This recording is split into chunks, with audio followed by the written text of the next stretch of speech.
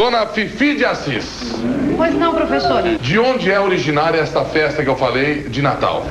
De acordo com os meus conhecimentos, a festa do Natal originou-se em Roma na primeira metade do século VI. Muito bem, tirou 10. Tirei? Tirou! Ai, professor, cada vez que eu tiro um 10 eu sinto tanto calor. Tanto calor.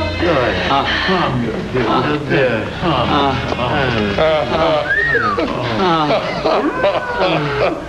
Ela é cruel. Ela é muito cruel.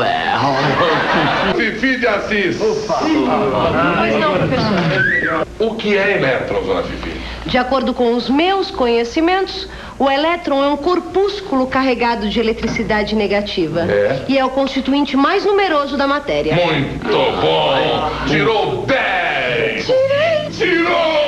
Ai, professor, cada vez que eu tiro um 10, eu... Sim, Dona Fifi! Tanto calor. Sim, Dona Fifi! Vocês dois vão ajudar o colega de vocês aí? Calma, certo! Você não tá vendo nada? É muito difícil. Sabe, chorou por você. Vai sentar! Ô, Geraldo! Cadê meu amor? Sabe, eu também não! É uma... Essa aula hoje, então... Silêncio, professor, silêncio! O professor é um leão.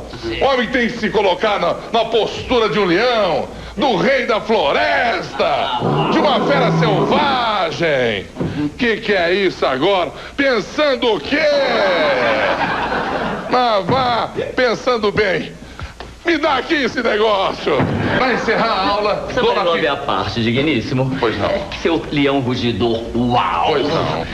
Antes de encerrar, Sim. faz uma última perguntinha pra Dona Fifi, pra ver se ela tirou o resto. Caiu um negocinho aqui. Aquelas. Daquela... O quê? Vem cá comigo. Dona Com Fifi. licença, professor. Sim, Dona Fifi. Com a sua licença, eu vou precisar sair que eu tô com muita dor de cabeça. Com seu conhecimento está autorizada. Ah, digníssimo. Mas... Tchau, classe. Ela é cruel. Muito cruel.